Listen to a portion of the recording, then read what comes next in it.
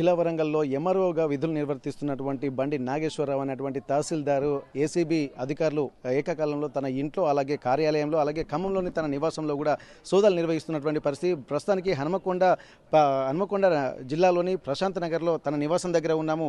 ఉదయం నుండి కూడా ఈ దాడులు కొనసాగుతున్నట్టుగా మనకు తెలుస్తుంది. ఇప్పటి వరకు తను ఇక్కడ హసన్పర్తి అలాగే కమలాపూర్ కాజీపేట ఇక్కడ హనుమకొండలో అంటే ఉమ్మడి వరంగల్ జిల్లాలో సుదీర్ఘకాలంగా తహసీల్దార్గా పనిచేస్తున్నటువంటి బండి నాగేశ్వరరావు ప్రస్తుతానికైతే ఖిలా వరంగల్లోని ఎంఆర్ఓ ఆఫీస్లో పనిచేస్తున్నటువంటి పరిస్థితి. ప్రస్తుతానికైతే తన దగ్గర కొన్ని ఆరోపణలు కూడా ఎదుర్కొంటున్న నేపథ్యంలో ఇప్పటికే ఆదాయానికి మించినటువంటి ఆస్తులు కలిగి ఉన్నాయన్నటువంటి ఆరోపణలు కూడా గత సంవత్సరం నుంచి ఎదుర్కొంటున్నట్టుగా తెలుస్తుంది.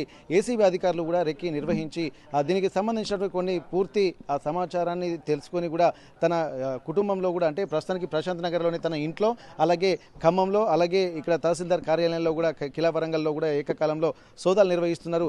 ప్రస్తుతానికి ఇతనికి సంబంధించినటువంటి కొన్ని వివరాలు కూడా సేకరించినట్టుగా తెలుస్తుంది.